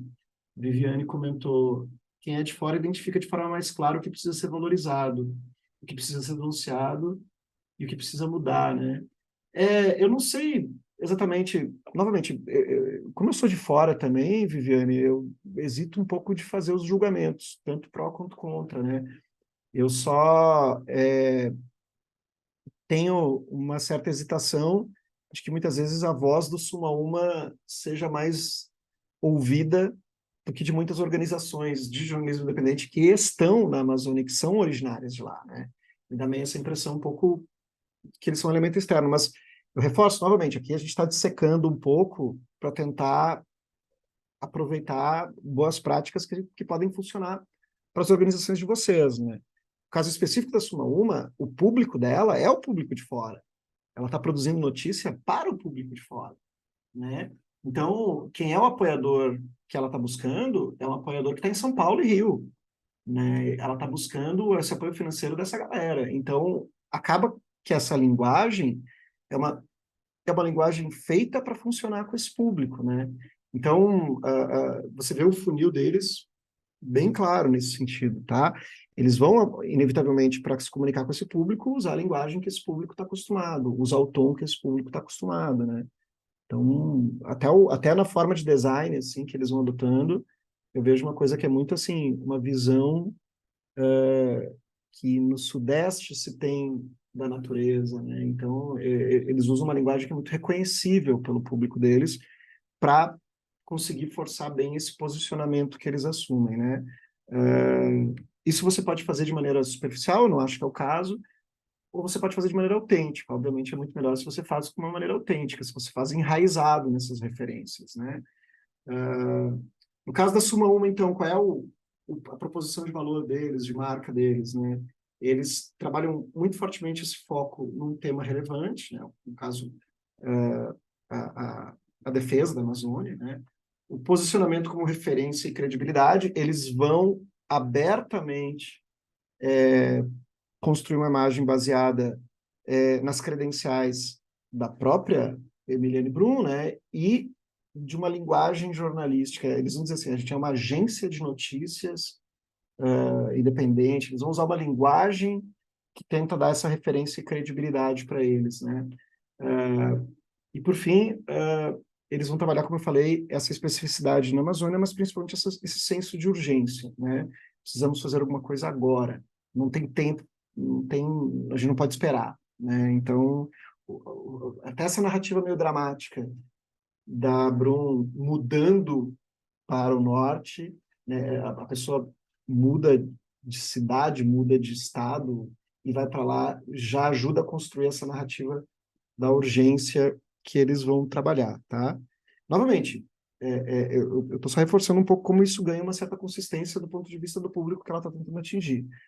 Do outro lado, a agência pública é um caso interessante de branding, né? Eu já citei ela aqui um pouco nesse sentido, mas a agência pública vai sempre tentar beber um pouco numa imagem. É difícil dizer isso no caso de jornalismo independente, mas uma certa imagem um pouco mais tradicional da ideia do que é jornalismo, né? Então, você vai ver um pouco na diagramação deles, que eles vão adotar muito um formato reconhecido de portal, de notícia organizada dentro de temáticas editoriais, o tipo de fotografia é um tipo de fotografia mais jornalística, o tipo de chamada, a organização da informação é mais jornalística, né? Então, de certa maneira, a agência pública se coloca basicamente como uma agência de notícia mesmo, né? Também ganhando essa credibilidade, também bebendo um pouco nessa imagem um pouco mais reconhecível do público de como funciona o jornalismo e reconhecendo a sua objetividade, dando um pouco mais de valor para eles, né? E aí eles vão trazer muito dentro desse cenário do jornalismo investigativo nacional, eles vão muito se diferenciar, eles vão muito construir o nicho deles em cima do investigativo, especificamente, né? Então, vocês podem ver muito que o tipo de conteúdo que eles produzem, mas que eles repercutem, que eles promovem nas mídias deles, vão ter muito esse caráter do jornalismo investigativo, né? Que é uma coisa que as pessoas sentem falta. Mesmo na mídia tradicional hoje, é muito comum que a gente veja uma predominância do jornalismo declaratório, né? E o jornalismo investigativo ele está meio se tornando escasso. Então, a agência pública vem oferecer esse serviço, né? Olha, a gente é um dos bastiões que vai manter o jornalismo investigativo vivo, né? Eu acho que isso é um valor também facilmente reconhecível, né? Você vai ver direto na declaração da agência pública esse compromisso, né? Ele se define como uma agência de jornalismo investigativo. Eles, inclusive, abdicam de dizer qualquer coisa de independente, tudo isso, é jornalismo investigativo, tá? Então, é o valor que eles vão construir, é o valor principal que eles vão reforçar, tá bom? A marca deles, então, vai ter um foco mais no produto, né, no tipo de conteúdo que eles produzem. O posicionamento, ele acaba sendo um pouco mais contextual dessa crise jornalismo investigativo, dessa ausência, dessa escassez do jornalismo investigativo, e mais abrangente, eles vão ter um público mais amplo, a agência pública mira num perfil de público um pouco mais variado, né? E o valor que eles vão construindo vai estar bem, muito dentro dessa ideia de credibilidade e uma certa independência, né? Uma agência que não tem fins lucrativos, né? Quando eles vão trabalhar o jornalismo, o independente do jornalismo independente deles, né? Assim que você tem essa identidade clara, declarada, né? Você vai montar um plano de conteúdo, né? E aí é uma coisa importante que eu tenho que fazer uma observação, tá? Como a gente está falando de organizações jornalísticas, pode haver uma confusão de a gente dizer assim, pô, mas uma organização jornalística produz conteúdo, né? O trabalho da organização é produzir conteúdo. Por que eu preciso de um plano de conteúdo de marketing, né? Então é importante a gente separar, porque essa separação não é tão fácil, nem sempre é tão fácil. O que é o conteúdo que a organização produz, e aí a gente está falando de conteúdo jornalístico, de vídeo, de podcast, tudo, e o que a gente chama do marketing de conteúdo, que é uma estratégia de produção de conteúdo para atingir objetivos estratégicos, tá? As duas coisas podem se sobrepor ou podem ser encaradas como coisas separadas, tá? Então, uma estratégia de marketing de conteúdo para uma organização jornalística pode ser tanto uma maneira de formatar conteúdo para que você, por exemplo, atinja um objetivo estratégico de aumentar o alcance, de atrair novos públicos, ou pode ser uma estratégia de produzir conteúdos específicos para além do conteúdo jornalístico, cuja função é atingir um objetivo de marketing. Vou dar dois exemplos disso, né? O exemplo que eu falei lá do Intercept. O Intercept tem um conteúdo jornalístico que eles vão produzir, que é a Vaza Jato, e eles adotam uma estratégia de formatação desse conteúdo jornalístico para fazer o Intercept atrair mais gente, para remeter as pessoas, fazer chamados à ação para que as pessoas se tornem apoiadores, para vender a marca Intercept, né? Então, isso é uma questão de você sobrepor o conteúdo jornalístico ao que seria uma estratégia de marketing de conteúdo, tá? Eles vão produzir livro sobre a Vaza Jato, então vão reformatando esse conteúdo, requentando ele, dando novo formato, para que eles consigam fazer a organização se fortalecer. No outro caso, por exemplo, o caso da Marco Zero, que a gente estava falando, a Marco Zero, ela um tempo atrás, ela já começou a fazer uma experiência com o TikTok. Então, a Marco Zero tem o conteúdo jornalístico dela, que ela tem no site, ela tem uma estratégia de conteúdo que ela tem no Instagram, no Facebook para fazer, mas lá no TikTok, ela produz um conteúdo específico do TikTok, e que é um conteúdo, no cenário mais geral da Marco Zero, é um conteúdo um pouco mais frívolo, mais leve, uma linguagem até mais jovem, mais divertida, né? Então, a Marco Zero reserva um conteúdo específico para o TikTok, que é descolado um pouco do padrão de conteúdo, não muito, né? Mas descolado um pouco do conteúdo, do padrão de conteúdo da Marco Zero em outras plataformas. E aí, lá na no TikTok cumpre esse outro papel de atrair novos públicos, de gerar uma interação um pouco mais leve, de ampliar um pouco as possibilidades que eles têm até de repercussão de conteúdo fora da bolha do Marco Zero, né? Então, aí é uma questão de uma estratégia de conteúdo que envolve produção de conteúdo específico, tá?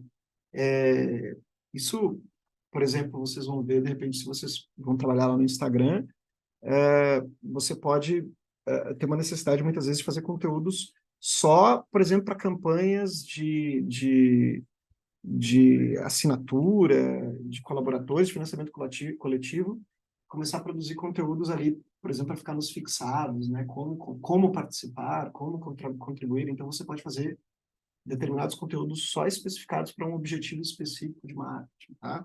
Só para a gente deixar um pouco claro, Porque muitas vezes a gente fala isso, uma estratégia de conteúdo. Pô, mas aí é a estratégia do conteúdo jornalístico. Não, não, calma aí, são duas coisas que podem ou não estar combinando, né?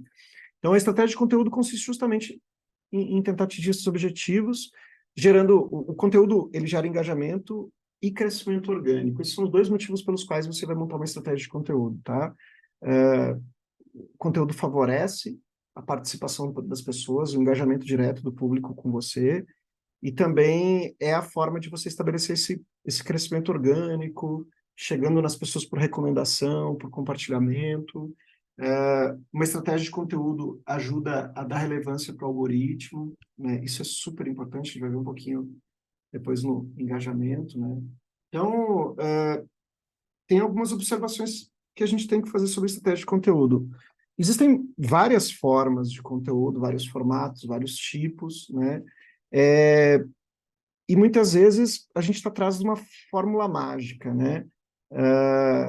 Mas como é que... Me diz aí algumas regras do conteúdo, me dá um template de conteúdos, né, que tem que ser produzido.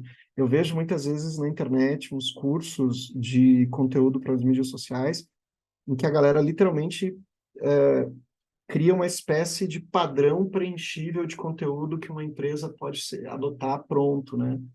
É meio complicado isso, porque marketing de conteúdo é uma coisa de tentativa e erro. A gente que trabalha há mais tempo, por exemplo, com publicidade, tem uma dificuldade com isso, porque a publicidade tradicional, ela era muito feita nessa ideia de você acertar, tentar acertar sempre, né?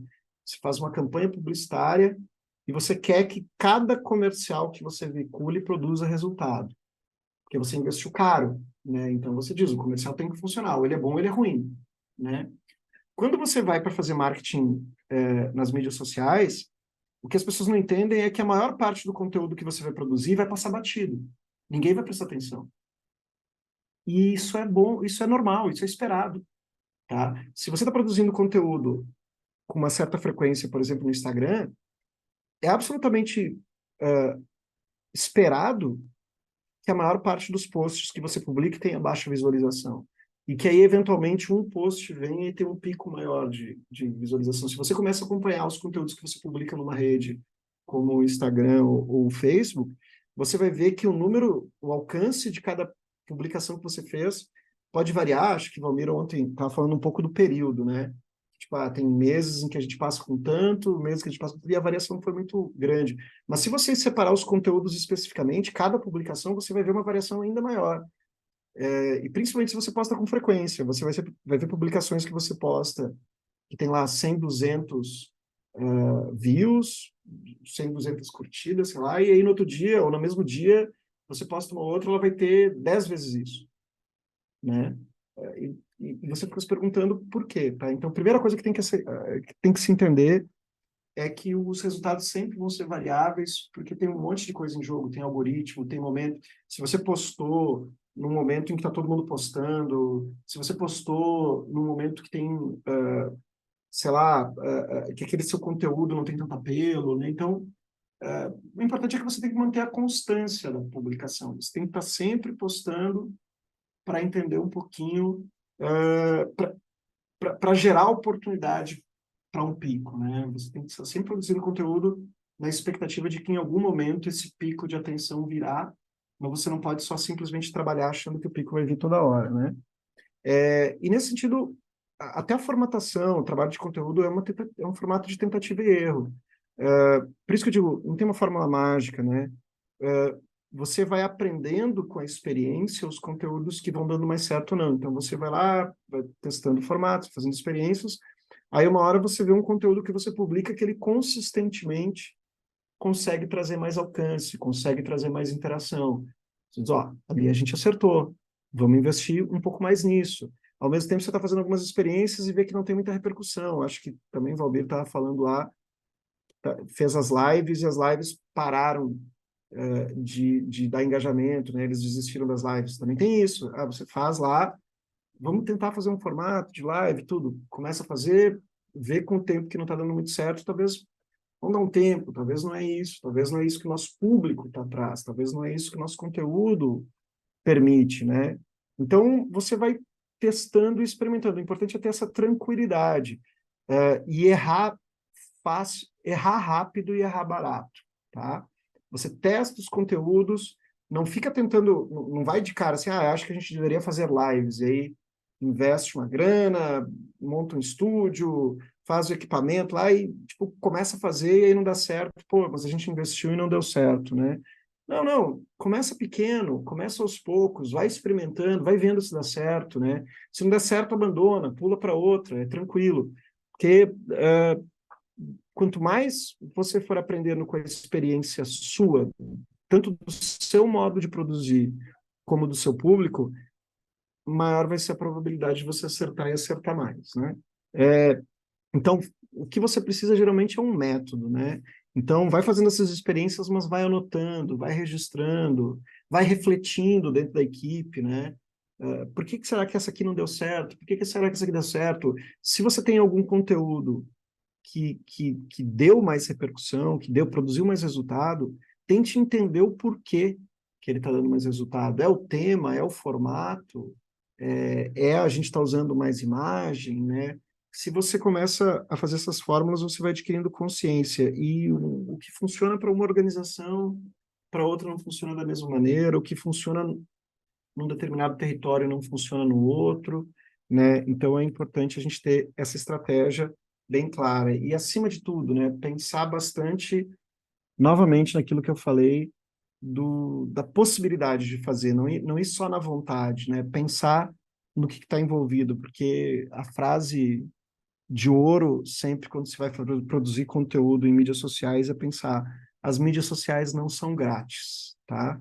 As mídias sociais, elas não são de graça. Mesmo que a plataforma não esteja te cobrando, produzir conteúdo custa dinheiro, custa recursos, né?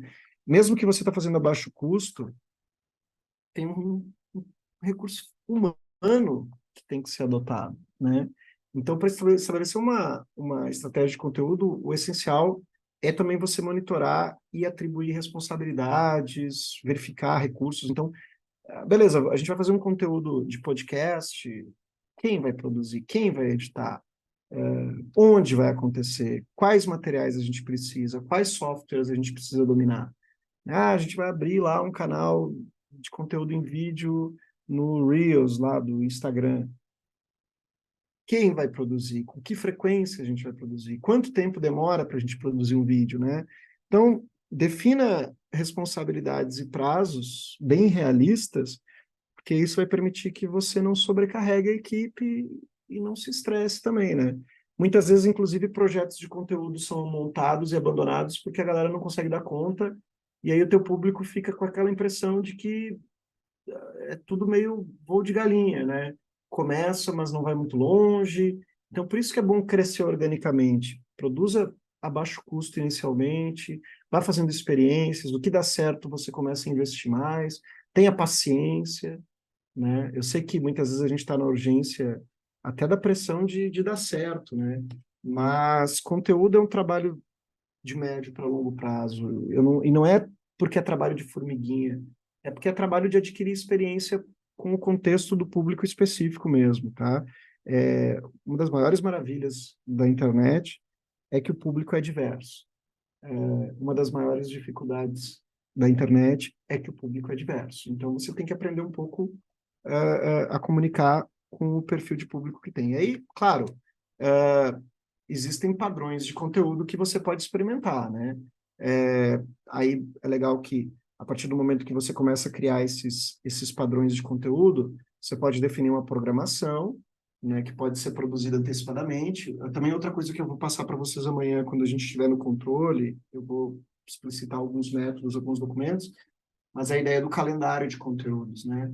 Quando você publica um calendário de conteúdos, você consegue não só dizer quais datas que o conteúdo tem que ser publicado, mas você consegue programar a produção antecipada, você consegue organizar determinadas datas oportunas, né?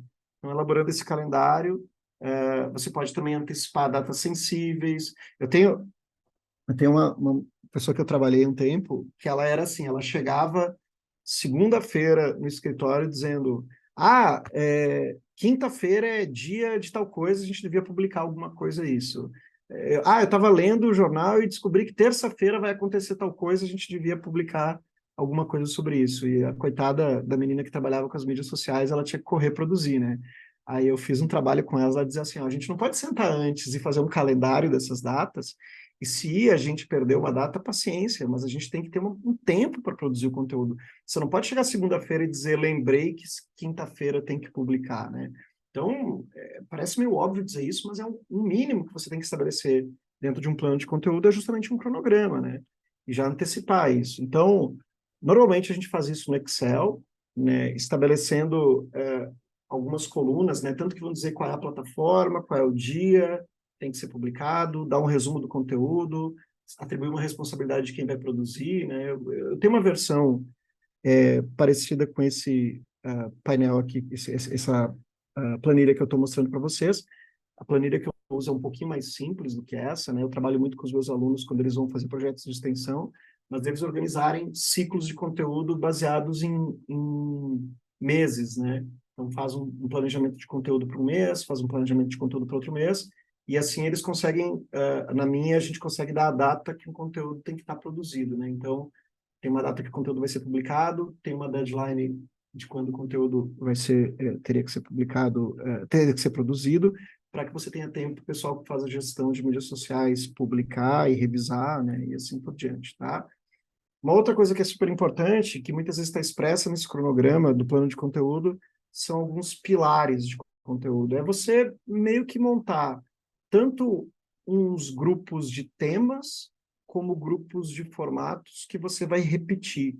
Isso é uma maneira de você ganhar agilidade de produção de conteúdo, né? Você estabelece um padrão, que uma vez que esse padrão está dominado, a equipe consegue produzir mais rápido um conteúdo, consegue formatar ele mais rápido, publicar mais rápido, tá? Então, é o que a gente chama dos pilares de conteúdo, né? Então, especialmente se você tem se esses pilares estão ligados a objetivos estratégicos. Por exemplo, periodicamente eu tenho que fazer uma chamada para aumentar o número de colaboradores para um projeto de financiamento coletivo. Então, eu posso criar um pilar de conteúdo só de atração de novos colaboradores para esse projeto. Periodicamente, eu tenho que aumentar, tenho que fazer, dentro de ciclos, alguns esforços para aumentar o número de público que curtiu minha página lá no Instagram, ou que assinou uma newsletter lá que eu mando por e-mail. Então, eu posso também, periodicamente, pensar um pilar de conteúdo que é só voltado para reforçar esse cadastro na minha newsletter de e-mail, né? Então, eu tendo muita clareza desses pilares, eu consigo também estabelecer uma rotina de publicação, né? A cada 15 dias eu tenho que produzir um material específico que é para cumprir esse objetivo. Então, a gente tem essa questão um pouco de chamar as pessoas para uma plataforma nova que a gente está usando. Então, a cada 15 dias eu vou lá e publico, digo, você já foi lá no TikTok e viu a plataforma que a gente criou? Aproveita, passa lá, conhece, né?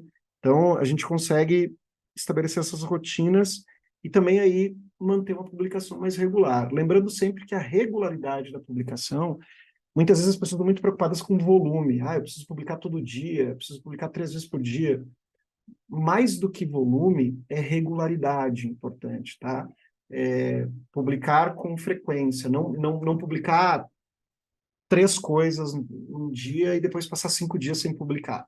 Tá? Isso o algoritmo interpreta muito mal. Ele vai passar a te prejudicar muito se você não manter uma regularidade. Tá? Então, é mais vantagem, por exemplo, publicar alguma coisa diária, mesmo que simples, do que montar picos de publicação em algum dia da semana e depois passar vários dias sem publicar. Tá? Outra coisa que a gente pode fazer quando a gente tem um conteúdo que foi criado, isso é muito importante para a organização jornalística que tem uma temática mais específica, né? Uh, por exemplo, sei lá, a gente estava falando dessa questão, por exemplo, ambiental, né? Você tem um conteúdo que você publicou, que você sabe que ele tem um potencial para ter alcance construído no tempo, vamos dizer assim, é um conteúdo que eu publiquei hoje, mas daqui a 2 anos alguém pode pesquisar e se interessar por essa matéria, eu tenho uma matéria pronta, principalmente quando você faz uma reportagem mais documental, que ela vai ter um interesse contínuo com o passar dos meses, né?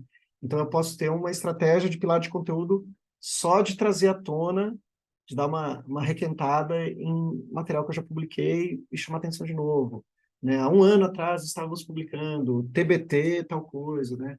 Você consegue, nas redes sociais, também fazer muito esse reaproveitamento de material que você tem para trazer mais público. Ah, se interessou por esse conteúdo? Lembra, há um tempo atrás a gente publicou uma coisa parecida, né? Então a gente consegue fazer esse resgate, né? Então os pilares de conteúdo muitas vezes eles vão estar com esses objetivos. Eu posso ter um conteúdo mais didático, um conteúdo mais de engajamento. Então muitas vezes a gente identifica esse quadro aqui é só um exemplo de um outro plano de conteúdo que identifica os pilares por cores, né? E consegue ter um pouquinho mais essa clareza. Acho que no exemplo que eu vou dar amanhã vai ficar um pouquinho mais claro isso. Por fim, minha gente, a gente está terminando aqui. Eu só queria reforçar algumas coisas de quando a gente está pensando estratégias e táticas para mídias digitais, né? Em primeiro lugar, lembrem sempre que mídia social é mídia pessoal. Então, quando eu fizer alguma estratégia em mídias sociais, eu tenho um pouco mais de abertura para usar uma linguagem de aproximação, em que eu posso me comunicar com as pessoas na primeira e na segunda pessoa, uma linguagem um pouco mais informal, né? Então, muitas vezes isso é importante, inclusive, para tornar a nossa marca mais próxima das pessoas, mais humanamente empática, gerar um pouquinho mais de... Novamente, não tem como dizer, de proximidade, tá? Porque muitas vezes, quando você tem uma comunicação institucional, é até desejável que você mantenha um distanciamento, uma objetividade, mas as mídias sociais, elas permitem um pouco esse espaço para aproximação, e é bom aproveitar as mídias sociais para isso. Ter nas mídias sociais uma interface de aproximação com o público, de ouvir também, né? As pessoas elas vão querer sempre fazer parte do processo, então você tem que gerar essas oportunidades para elas serem ativas, né, colaborativas. Pense conteúdos que as pessoas queiram comentar, valorize o comentário das pessoas, né? E muito conteúdo vai fazer as pessoas criarem uma relação, inclusive pessoal, porque fala de alguma coisa próxima delas. Se um conteúdo é da cidade delas, se um conteúdo trata de um tema que é de interesse delas, elas vão querer se manifestar, elas vão querer participar, né, de alguma maneira, emitir opinião, tudo. Então, você tem que valorizar bastante isso, né? E tentar entender as motivações do público, né? Por que que a pessoa precisa se manifestar? Eu gosto muito de dar o exemplo de um tipo de jornalismo que consegue produzir muito engajamento com conteúdo, que é jornalismo esportivo, né? O motivo pelo qual as pessoas muitas vezes estão seguindo o conteúdo e estão indo lá e comentar, então, é porque elas gostam do time delas, né? Então, você pode ver que o jornalismo esportivo, cada vez mais, ele virou clubista, porque eles entenderam que a motivação do torcedor é o clube, né? Então, eles usam muito isso, né? Então, muitas vezes isso vai contra as regras tradicionais de objetividade, né? Mas novamente, está trabalhando um pouco o aspecto da motivação do público, né? E se você está buscando engajamento, é interessante você entender qual é o motivo que ele tem, as paixões que as pessoas têm, né? Outra coisa que é importante de ligar, né? Que muitas vezes as pessoas esquecem. Mídia social é mídia móvel. A maior parte dos acessos que a gente faz a mídias sociais, plataformas sociais, é a partir de celular, é a partir de dispositivo móvel, né? Então, é legal que se pense também em conteúdos que funcionam bem no celular e que funcionam bem no fluxo do dia a dia, né? Que a pessoa tenha tempo para ler no ônibus, que a pessoa tenha tempo para consumir esperando o elevador, né? Que a pessoa está no celular, ela olha e ela salva para depois, ou ela compartilha para um amigo, né? O celular ele tem uma dinâmica de uso de conteúdo diferente, por exemplo, de quando você acessa no computador, de quando você para com o tempo, né? Então, muitas vezes está consciente de que a pessoa vai estar consumindo aquele conteúdo no celular, te aumenta as chances de tu pensar algumas soluções, alguns formatos que favoreçam também a repercussão desse conteúdo a partir disso, né? E aí uma dica boa é conectar os pontos, né? O tema que você está trabalhando, com o dispositivo em que ele vai ser lido, com o local em que ele vai ser lido, com o horário que ele vai ser lido, com o tipo de conteúdo. A gente fala muito isso, né? Perto do meio-dia, as pessoas adoram falar de comida, né? Elas vão prestar muito mais atenção por óbvio, em conteúdos que tratam de comida, porque elas estão com fome. Quando você está voltando para casa cansado, determinado tipo de conteúdo vai ter mais apelo. Por exemplo, se você está numa cidade que tem problema de mobilidade, e você está preso no trânsito, está preso no ônibus, está preso no trem, um conteúdo ali de mobilidade pode fazer mais sentido, né? Porque você está vivenciando em loco o tema, né? E assim por diante, entendeu? Então, meio que se familiarizar um pouquinho com essa possibilidade de atingir as pessoas no horário certo, na hora certa, no local certo, porque é uma mídia móvel. A mídia móvel, ela existe no tempo e no espaço, né? Ela tem muito essa característica, tá? Eu vou dar uma pulada só porque a gente está no final do tempo e eu não queria passar de novo desse horário. Amanhã a gente vai olhar um pouco mais a questão de controle, mas eu novamente vou deixar um pequeno tópico para amanhã, que é essa questão de escuta social, que a gente discutiria hoje, um tópico que é fácil a gente trabalhar amanhã antes de começar a falar sobre controle e sobre esses documentos que podem ajudar vocês a dar uma organizada na estratégia digital de vocês, tá certo?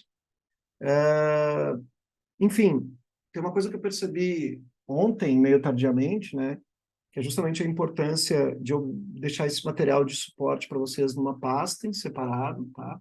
E a gente está muito com pouco tempo com algumas coisas, mas eu vou tentar deixar um material de referência numa pasta para vocês e materiais de referência usáveis, tá? Não tanto material de leitura, tudo, mas assim, modelos de planilhas, modelos de manuais, coisas que vocês possam rapidamente vendo entender como é que aquilo se aplica na realidade específica de vocês. E aí eu tô desde ontem tentando separar esses conteúdos numa pasta para deixar para vocês disponível depois e a gente até poder trocar uma ideia depois para ver se isso funciona para vocês, tá certo? Porque muitas vezes a gente está dando vários exemplos aqui pensando como é que pode ser aplicado em caso X, Y, Z.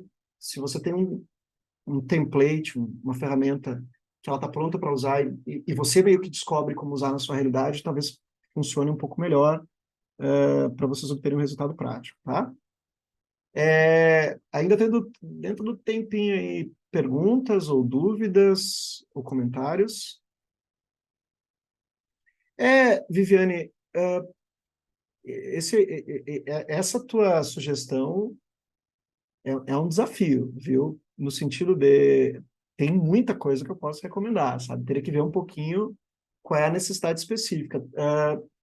A gente pode depois, amanhã, até no final dar um espaço para debater um pouco isso, porque é legal, assim, muitas vezes a pessoa despertada por um curso como esse que a gente está tendo, ela sente, tipo, eu queria aprender um pouquinho mais sobre isso, eu me interessei por esse assunto, e aí pode ser bem legal a gente recomendar algumas coisas específicas, né? Mas é porque é muita coisa. Eu gosto bastante, por exemplo, quando as pessoas querem uma recomendação sobre produção de conteúdo. Ah, que tipo de conteúdo eu posso produzir? Muitas vezes tem esses portais de cursos livres na internet, tipo Udemy, que eles têm um monte de conteúdo barato e simples que te resolve um monte de problemas e é relativamente fácil. E eles são bem específicos. Como são cursos modulares, eles geralmente vão ter uma coisa muito específica. Por exemplo, sei lá, a Doméstica, né? Tem um Doméstica, um portal que tem vários conteúdos só focados em prática criativa, de você usar software para criar conteúdo, né? Então, muitas vezes você tem uma necessidade de aprender como faz um podcast, edita um podcast, eles têm lá um curso rápido, relativamente barato, que te passa toda essa questão, né? Então, agora, se você quer uma coisa um pouco mais, por exemplo, eu preciso de um material um pouco mais consistente em relação a marketing digital mesmo. Aí pode ser mais legal ter uma leitura, aí tem livros, tem cursos também voltados para isso, que geralmente são um pouquinho, como tem muito truque, como tem muita coisa meio picareta nessa área, aí é legal ter um pouquinho mais de cuidado, assim, né? E olhar para um curso bom mesmo, né? Para quem mora no interior, por exemplo, eu recomendo bastante, como tu falou, assim, que muitas vezes não tem acesso, um local, né, a um curso, a um treinamento, eu recomendo um pouco dar uma olhada. Primeiro, tem muito conteúdo gratuito sobre marketing digital que ensina alguns conceitos fundamentais. Por exemplo, você quer aprender um pouquinho mais de Google Analytics, né, para entender um pouco como é que você faz monitoramento de tráfego através do Google.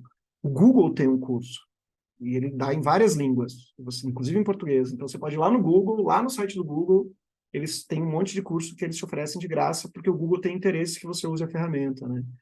Então, um bom começo é você dar uma olhada nesses próprios sites. O Facebook tem um treinamento de Facebook, tem um treinamento para a ferramenta de publicidade dele. É, o Google tem várias ferramentas, vários treinamentos de ferramenta que eles dão que são gratuitos, tem escola lá do Google para essas coisas.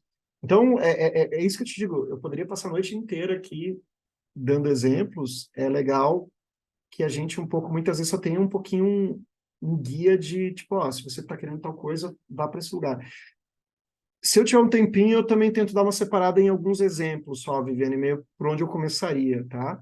E aí, de repente, eu trago amanhã também, pode ser útil para vocês. Massa? Tá bom. Porque realmente é muita coisa.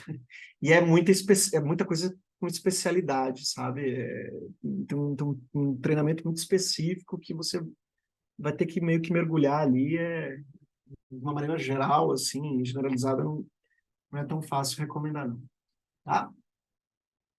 Massa, gente. Novamente, agradeço muito a atenção de vocês, a paciência aí, e espero que amanhã, quando a gente fechar um pouquinho mais com esses exemplos práticos, a gente resolva muitas das tretas que vocês estão enfrentando aí, tá bom?